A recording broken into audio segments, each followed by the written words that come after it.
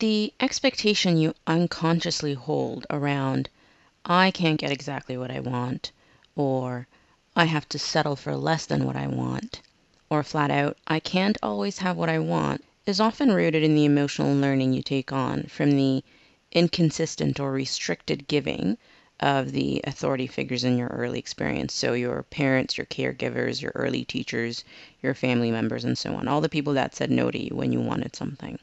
When you mature and you move into interacting with the broader world or universe, you then project this emotionalized learning and continue to assume that the world, the universe, source energy is going to behave in that same way of either fully denying you or being inconsistent with you or asking you to settle for less than your desired quality or degree of experience. An emotionalized learning is an emotionally infused construct where some assumption about yourself or the way things work is made from your undeveloped child intellect and then pumped full of the raw, unfiltered emotional reaction of those early experiences.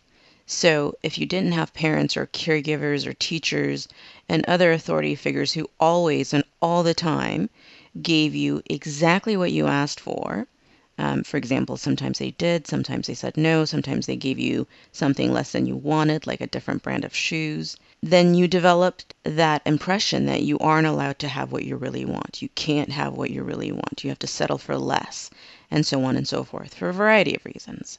So where in your life do you feel you're settling for less?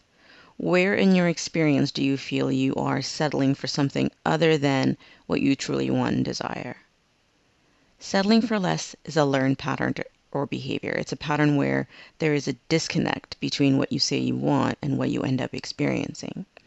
Your conscious mind says one thing, an image is one thing, but your lived and embodied reality, driven by your subconscious behaviors and decisions, demonstrates something else. There's a mind-body split here. There's a split in the consciously generated energy currents that are indicative of your intention, and the subtle embodied or memorized energy currents born of your experiential conclusions. Take a look at the intentions you've set for yourself. Take a look at the vision of your ideal life, your ideal career, your ideal relationships, your ideal spirituality, your ideal health. If these ideals, if these intentions aren't expressing and flowing into your experience quite like you desire, you may have that settling for less construct operating in your flow of manifestation. The settling for less construct says you have to settle for less than what you want. You have to make do with what you're given. You have to take what you're given and not ask for more. When you take a look at that area or those areas in your life where things don't at all look like or quite look like what you desire, what narrative do you have going on? What's the why? Is there something or someone denying you that outcome in your interpretation? Ask yourself, why don't I have this the way I desire it yet? And see what your mind and body offer up. Different variations of this construct can look like the following statements. I can't ever have what I want.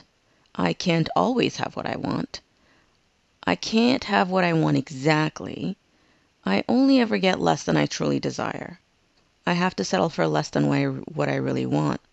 There isn't enough. I can only have a little bit. I have to ask for less than what I really want because there isn't enough. I have to settle for this because I'm not good enough, smart enough, important enough, nice enough, attractive enough, so on and so forth, to have more. The general feeling behind this construct is that of being unable to have what you really want for one reason or another.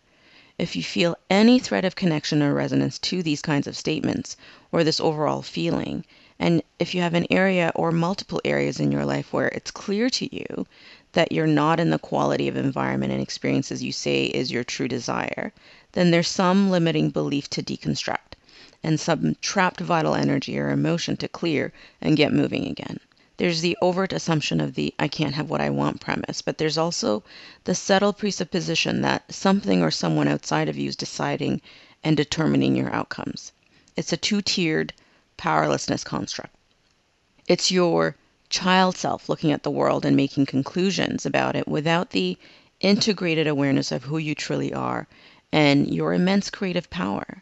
Facing authority figures who themselves are expressing their own versions of limitation and unawareness of their broader self. The way to stop settling for less than you truly desire, then, is to first review your narrative reasons, justifications, memories, explanations around the flow of manifestation in that area of your life. Look at any recurring patterns of thought and emotion around the areas where you're not getting what you desire. Recall when else and where else you felt that way. Bring up any and all images, sensations, and sounds of when else in your lifetime you've learned this narrative to be the truth. Your body and your mind are continually bringing to surface those lower frequency limiting judgments or constructs for you to lean into with full awareness of who you really are. With focused self-awareness around the whole pattern, you'll be able to bring more energy and consciousness into those old memories and learnings. You'll be able to bring your adult consciousness into them fully, and by doing that, bring all parts of yourself into the now moment, a full empowerment where what you intend from that new level of empowered energy and what you experience will begin to match.